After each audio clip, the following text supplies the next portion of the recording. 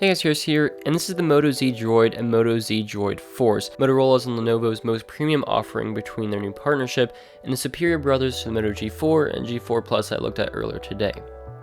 Now in the box we get the phone front and center in all of its glory.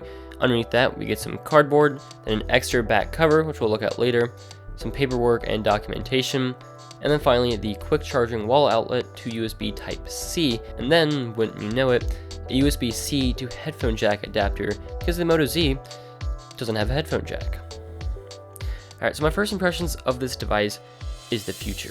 The build and design are top notch with metal rails and solid tactile buttons, as well as a stealthy glass back panel, and although it does get a lot of fingerprints, and although the camera module does stick out a lot, the back cover that you can attach using the Moto mod connector at the bottom can solve both of these problems. And the Moto mods are some of the most promising features of these phones. The mods can allow you to add a few things such as a speaker, a charger, or a projector, and these can be bought separately from Motorola. On the front, we have the fingerprint scanner, which works really well. It's very similar to the Moto G4 in both its speed and accuracy. The displays on both of these are 5.5-inch Quad HD panels, and they look really good.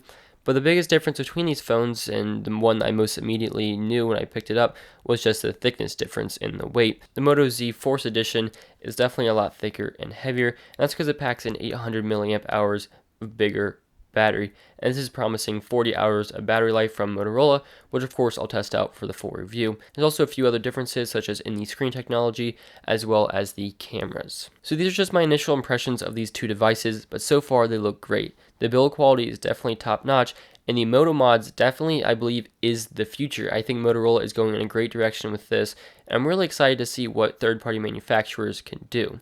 You can expect a full review as well as many other videos coming in the next week or two, so make sure you stay tuned for that. And if you enjoyed, make sure you give it a like and check out my Moto G4 video that I posted earlier today. But thank you very much for watching, and I'll catch you guys in the next one.